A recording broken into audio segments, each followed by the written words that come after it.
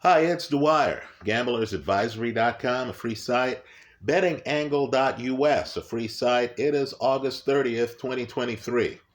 Let's talk about the Ajagba Zhan Kossobutskiy heavyweight fight that took place where Kossobutskiy was disqualified based on low blows. Let's talk about it. You want to take advantage of this for as long as it lasts. In my favorite folder right now on YouTube is the fight. Take a look at it. I'm going to refer to specific parts of the tape. But first, remember, the opinion you should follow should be your own. Just consider this video to be a second opinion from a complete stranger online. Now, let me just say, Ajagba, in my eyes, is one of the hardest punchers in the entire heavyweight division. Right? It's his right hand. He needs room to extend it. The question with Ajagba is whether he can build enough of a game around that straight right hand so that he can surprise you with it. And he can also win rounds without relying on it. In other words, he has a great punch. It's an A-level punch. He's a very hard hitter. He only has to be right once. But he's methodical.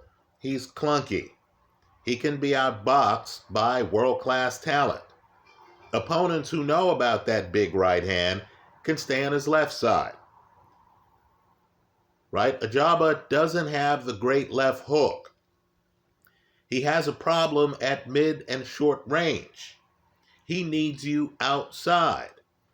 Right? So, his fights are riveting because as he learns the game, and he's still a young man by heavyweight standards, you understand that if he can just develop a few more punches, if he can just develop a few more feints to have an opponent guessing wrong on what he's going to do, he could be a force in the heavyweight division. Now, let me just say, before we get distracted by the low blows here, let me just say that in this fight, he actually shows you something I haven't seen from him in many fights. There are moments in this fight where he's on his back foot, where he's moving away from Kossobutskiy, right? And he's still able to return fire. He also has worked on shortening his punch, just like Deontay Wilder. He's also working on a short uppercut that you notice here. And of course, he's willing to invest effort in going to your body. So I view Ajagba as a work in progress. Against a more fluid fighter, he's going to have problems. But understand, this is the guy who can change the course of any fight with one long right hand. Right? He's kind of like a poor man's Deontay Wilder. Now here, let me just say this bluntly. I understand that Kossobutskiy throws many deliberate low blows. That's true. Did he deserve to be disqualified? Yes, he did. I offer no excuses for him. But if you're a gambler looking for live underdogs, if you're a gambler who spots talent and who's not going to hold an athlete's worst day of his career against him, Kossobutskiy is a dangerous man today. In other words, I believe he can give a fighter like a Alexander Usyk a very tough match. This is a guy who hits hard. This is a guy who's a southpaw. This is a guy who's willing to take chances defensively. So he'll drop his hands and use his upper body to try to get away from you. This is a guy who can switch, right? So your Watching him, suddenly he goes orthodox. You don't know which way the punches are coming from, right? And this is a guy with power in both hands. I'm shocked, and I mean this.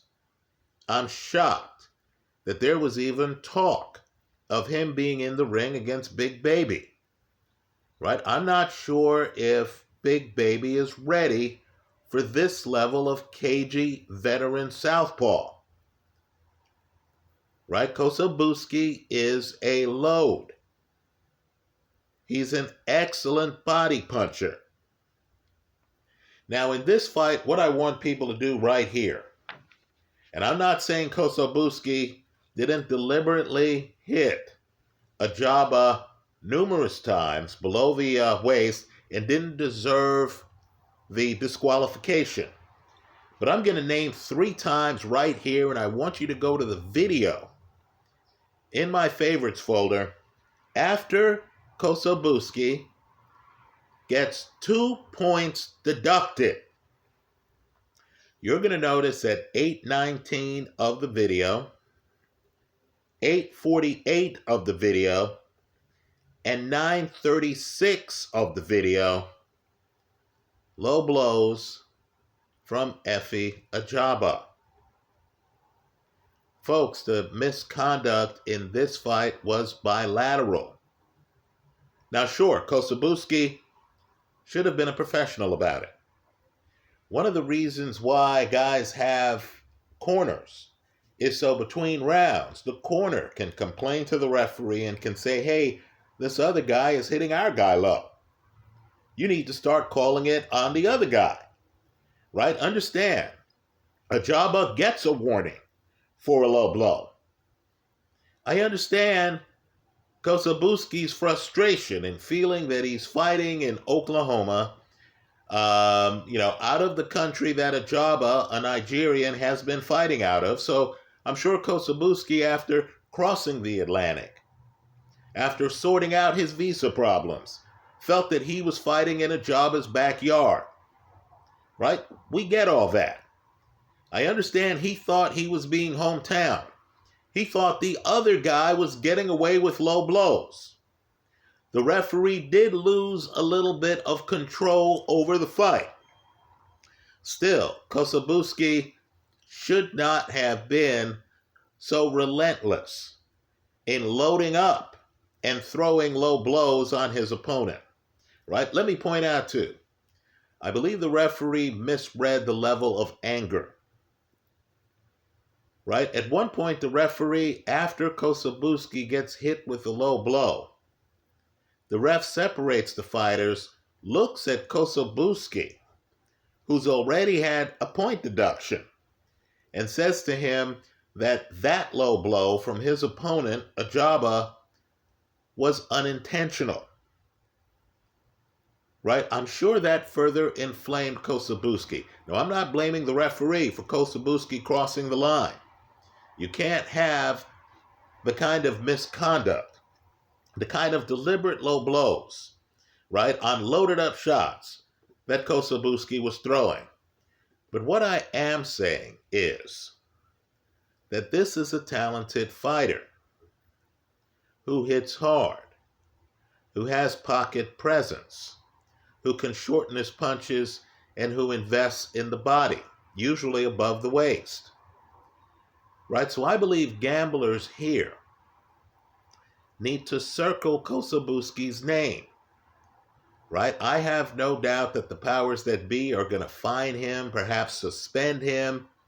I have no doubt that many casual fans are going to view him as a loser who was looking for a way out. In my opinion, he wins the first round. In my opinion, he's very much in the fight. He loses his cool. He throws the fight away, and with it, his unbeaten record. But I need for folks to understand this is one of the biggest live underdogs right now in the heavyweight division. Right? He has much more experience than a big baby, Jared Anderson. Right? Much more experience.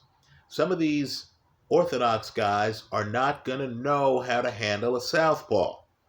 We had a fight not too long ago where it was clear that Andy Ruiz, with all his hand speed, could not figure out the angles with Luis Ortiz, right? Ortiz finishes that fight strongly, right? Understand, I'm not saying Ruiz lost the fight, but what I am saying is angles matter, right? Now, in this heavyweight division, where power also matters, recognizing that Kossobutskiy is a slick, powerful southpaw who's deceptive.